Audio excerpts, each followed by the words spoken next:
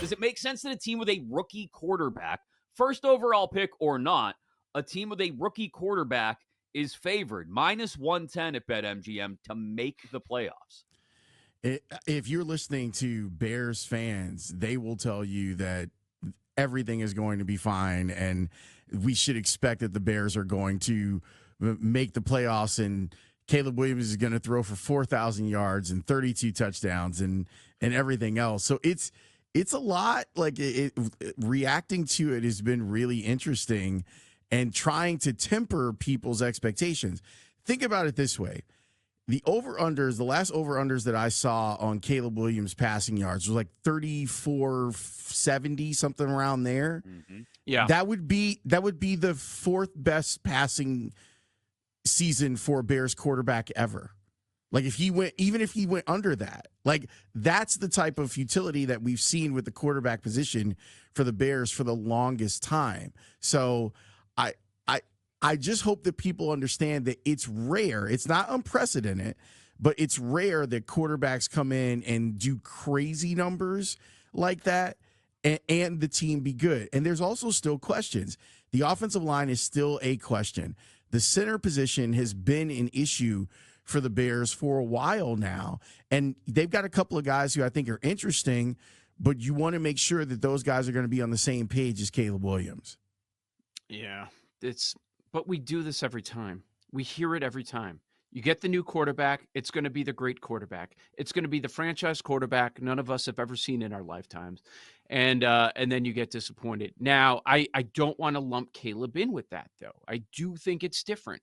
And the team building aspect is different. It's a different front office. And they're actually putting pieces around Caleb Williams. They're trying to put him in a position to succeed. The questions, we've heard all the positivity, even on a national basis. Positive.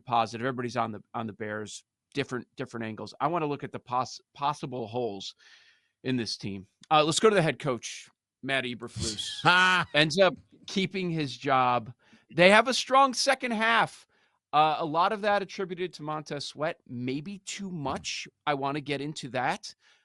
What does Eberflus do well, and why is he an advantage? Because, Lawrence, a lot of times in the gambling world, we look at one-score games, and the teams that happen to consistently have pretty good records in one-score games are terrific coaches. I don't know what Eberflus is. How about you? I'm still trying to figure out what Matt Eberflus is, to tell you the truth. And honestly, I think that he did some great coaching last year. And it's interesting that the decisions that he made to fill out his staff, I think eventually put him in a position to be a better coach. And what I mean is Alan Williams, who was the defensive coordinator, left in disgrace last year. So someone had to do the play calling.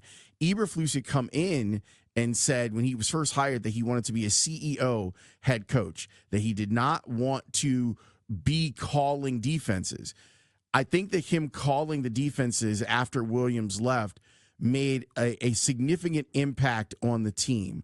I think he got to know the team better, and I think that he was able to get a better feel for the game. So, Joe, to answer your question, I think what Matt Eberflus does really well is call a defense. Now, that's the job description of a defensive coordinator. Mm-hmm. The other stuff is still, I think, in question.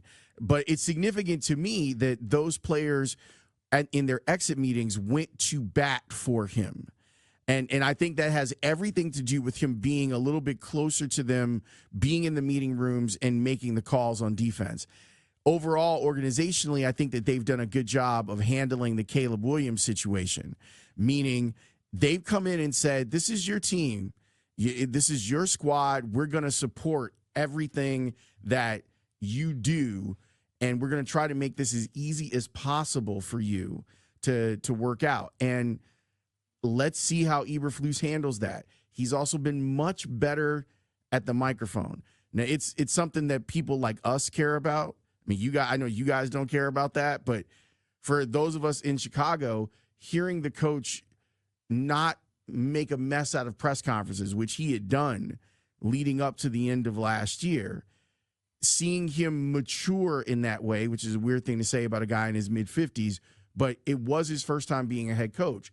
So seeing that, I think Bears fans should be excited that he's moving in the right direction. So I have questions. I also think that this division is stacked, and some people look at it and go, well, the Bears Caleb can get his feet underneath him in the first 10 games, and then he can start playing in the division, or it could be a disaster for him because of how those division games play out. Sounds like an under, Lawrence. Under. He's saying under. Slightly under. Some That's have an already under. moved it to 9. Some have moved it to 9 already. I would Which not is do crazy. Lawrence Holmes of 670 The Score in Chicago. We appreciate the time, man. I love you and guys. Thanks for the invite. Let's on do the this Bears. again. But in all seriousness, Caleb Williams, favored as Offensive Rookie of the Year, Joe. Plus 125, a number I would never bet. Passing yards, 3,475 and a hook. 23 and a half touchdowns, juiced to the over ever so slightly, minus 125 at BetMGM. And Lawrence Holmes, a 670 The Score, who joined us at the top of the hour, mentioned it. These numbers would automatically give Caleb Williams one of the best quarterbacking seasons in the history of Bearsdom. Yep. It would.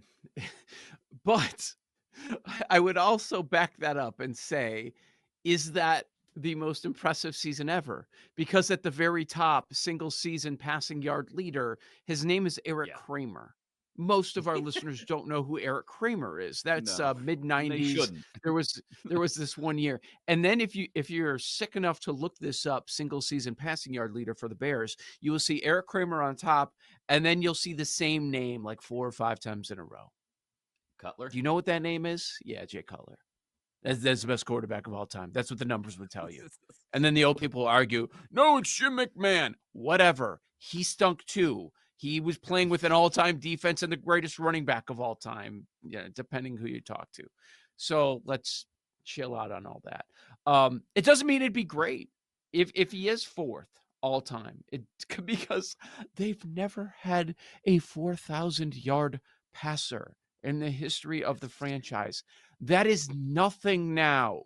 In today's game, that's nothing.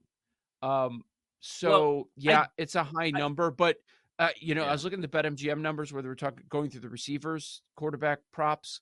They're high on everything.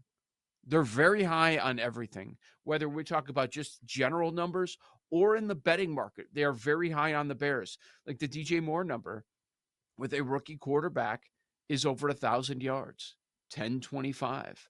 Keenan Allen's knocking on that at 850, and other places have it at 775. Roma Dunze as a rookie, in that 650 to 700 range. Cole Kmet, 500, had a bunch of touchdowns last year. I don't know if he could replicate what he did, especially now that there are all these weapons. But, it's so challenging, man. We haven't seen Swift with this team in this offense. We haven't seen Keenan Allen with this team, with this quarterback in this offense. Same for Odunze. And by the way, DJ Moore, new OC, new quarterback for him. He was great last year, and now he's not the only dude. So I find it difficult to go over on any of these offensive weapons.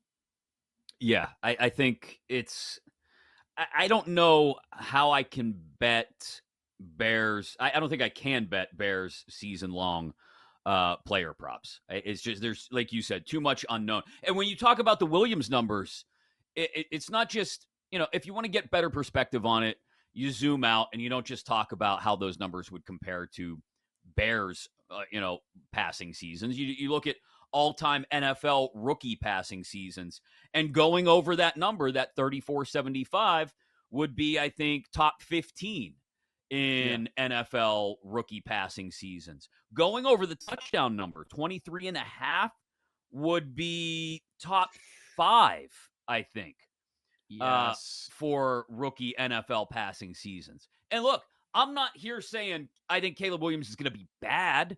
I think Caleb Williams is going to be pretty good.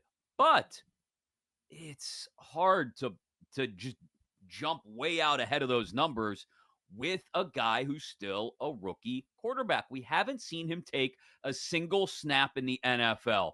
It may be glorious once it happens, and it may be the best rookie season for an NFL passer in history. I'm not betting on that though.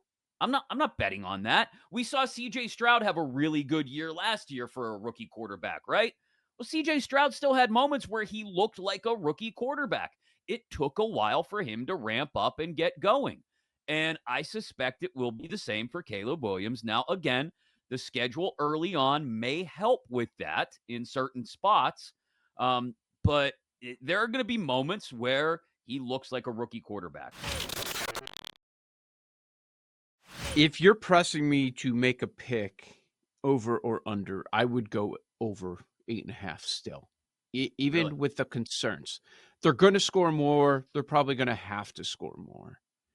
The Justin Fields fourth quarter blunders were a major problem. Just the turnovers late in games, and I do think that is the biggest reason that they ended up losing so many close games. They do compete.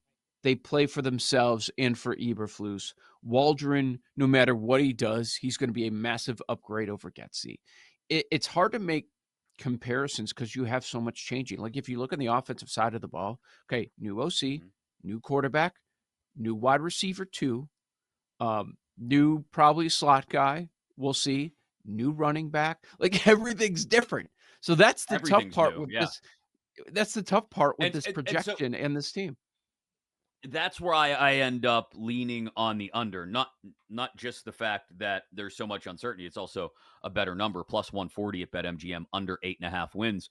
The back half of the schedule is a big part of it. And also all the question marks. I'm not saying all the question marks are going to turn out bad or poorly by any means, but I think Yeah. there's so many question marks that when you take this much in question and you put it together, it's going to take a while for these guys to come together.